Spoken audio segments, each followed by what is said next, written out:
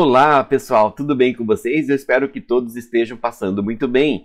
Dando prosseguimento à nossa série Desvendando a História em Busca da Verdade, hoje eu quero falar sobre subversão da história brasileira que está presente nos livros didáticos.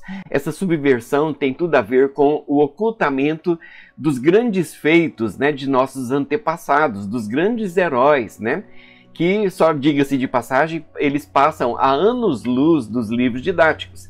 Isso tem um propósito, tá, pessoal? E esse propósito tem a ver com a ideia de produzir uma baixa coesão social.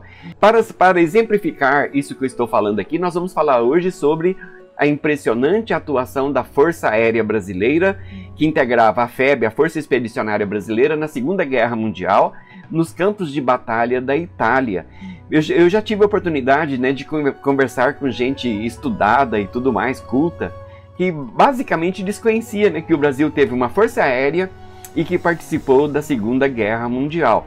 Pessoal, a intenção por trás disso é produzir uma baixa coesão social, ou seja, para minimizar o sentimento de amor à pátria, de amor ao território, o sentimento de brasilidade, o orgulho de ser brasileiro, não é? Basicamente, eu costumo dizer para os meus alunos, que a história contida nos materiais didáticos produz a síndrome do cachorro vira-lata. Bom, pessoal, com todo respeito aos cachorros vira-lata, são ótimos, eu já tive alguns, mas essa síndrome faz com que o brasileiro anda de cabeça baixa em relação à sua própria história, faz com que os nossos jovens tenham vergonha da nossa história, Veja, a gente estuda os feitos épicos do grande Napoleão Bonaparte, Alexandre, e tudo mais, mas a gente não estuda a nossa própria história. Há uma coisa muito errada, em tudo isso.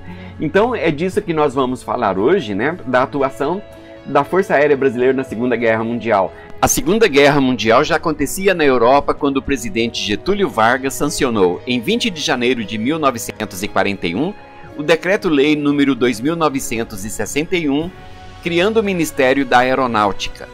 Joaquim Salgado Filho foi designado primeiro-ministro da pasta. Ele buscava primeiramente estruturar o setor aéreo no Brasil, aprimorando sistemas de controle do espaço aéreo e fundando aeródromos.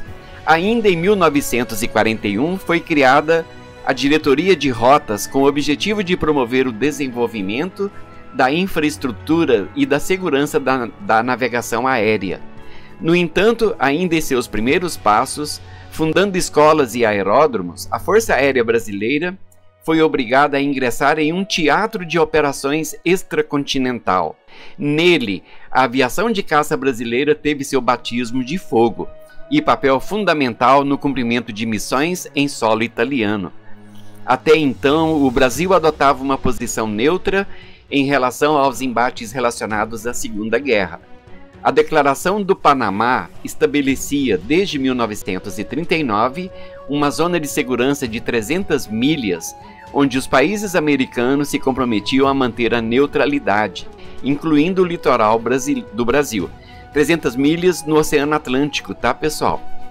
Mas tudo mudou quando navios brasileiros começaram a ser atacados durante o episódio que ficou conhecido como a Batalha do Atlântico Sul. Em 28 de janeiro de 1942, o Brasil rompeu as relações diplomáticas com os países do eixo, marcando apoio aos aliados. Pessoal, os países do eixo eram formados por Alemanha, Itália e Japão. Mais tarde foi a vez da aviação de caça da FAB entrar no conflito, desta vez em território italiano junto aos aliados. A declaração de guerra do Brasil aos países do eixo, em 22 de agosto de 1942, determinou uma mobilização geral. Em 18 de dezembro de 1943, foi criado o primeiro grupo de aviação de caça, o primeiro Gavica. E em 20 de julho de 1944, a primeira esquadrilha de ligação e observação, a primeira Elo. Para comandar as unidades aéreas na Itália, foram designados, respectivamente, o major aviador Nero Moura e o capitão aviador João Afonso Fabrício Bellocchi.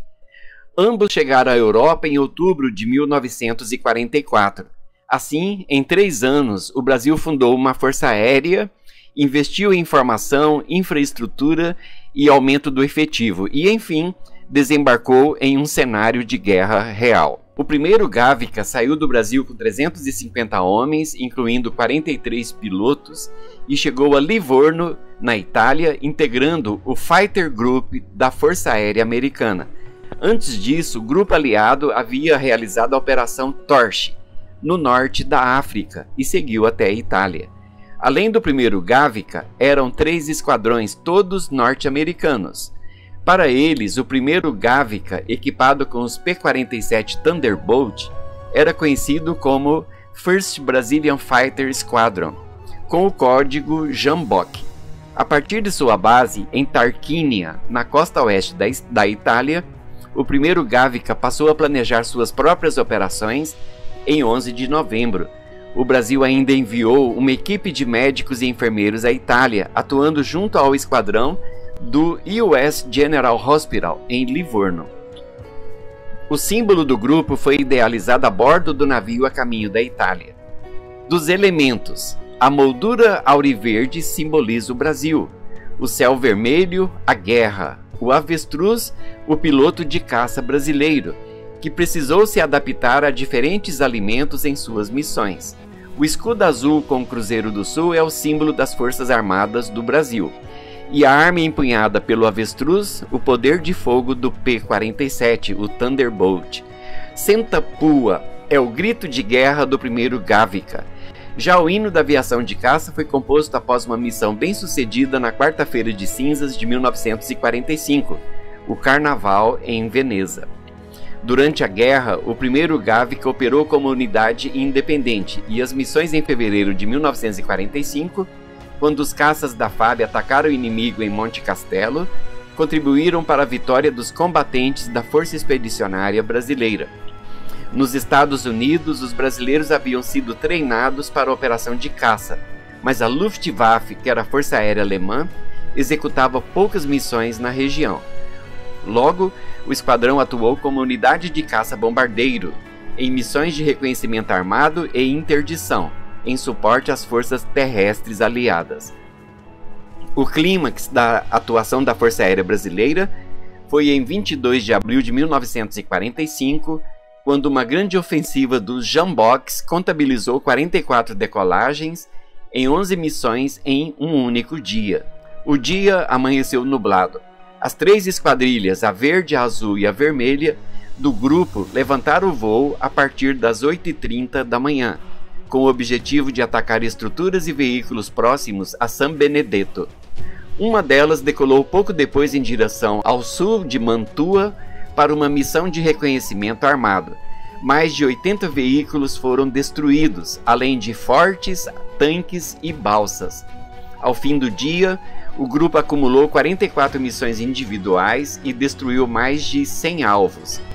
22 de abril de 1945 foi o dia com o maior número de missões de combate despachadas, sendo celebrado até hoje como Dia de Aviação de Caça. 2 P-47 foram avariados e um abatido, e seu piloto capturado pelas forças alemãs. Além do primeiro Gavica, a primeiro Elo apoiou a artilharia divisionária da FEB, realizando missões de observação, ligação, reconhecimento e regulagem de tiro. A primeira Elo realizou 684 missões em quase 200 dias de operações. 4 décadas depois, em 1986, os feitos do primeiro Gavica na Itália foram novamente reconhecidos. O grupo recebeu do embaixador dos Estados Unidos no Brasil e do secretário da Força Aérea Americana a Presidential Unite Citation, uma comenda concedida pelo governo norte-americano. Além do primeiro Gavica, só 2 unidades estrangeiras foram agraciadas com a medalha, ambas da Força Aérea Australiana. Olha só, gente, conforme vocês puderam ver na narrativa, sobre a impressionante atuação da Força Aérea Brasileira na Segunda Guerra Mundial, os feitos, da Força Aérea Brasileira, do Esquadrão Senta-Pua, foram heróicos, e memoráveis, a ponto, de eles receberem uma comenda, uma homenagem do governo dos Estados Unidos. E só para constar, tá, pessoal, essa homenagem foi feita somente a 2 países, ao Brasil e à Austrália. 2 grupos de caça da Austrália receberam a homenagem, e o Gavica, né, que é um grupo de caça da Força Aérea Brasileira, recebeu a outra homenagem. Vejam como isso é extraordinário, né, um grande feito de nossos antepassados. Só que, pessoal, voltando aí, né, aos nossos questionamentos, esses grandes feitos deveriam ser contemplados, né, devidamente contemplados em nossos livros didáticos, e não são. É preciso, pessoal, devolver ao Brasil a nossa história, dar mais Brasil aos brasileiros, não é?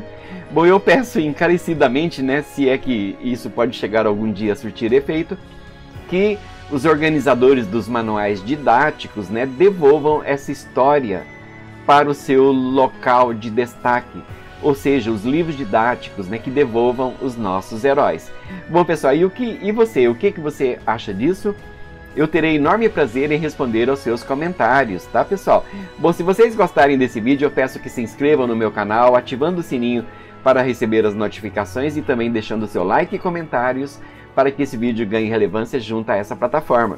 Pessoal, eu aguardo vocês no nosso próximo vídeo. Um cordial abraço, até breve!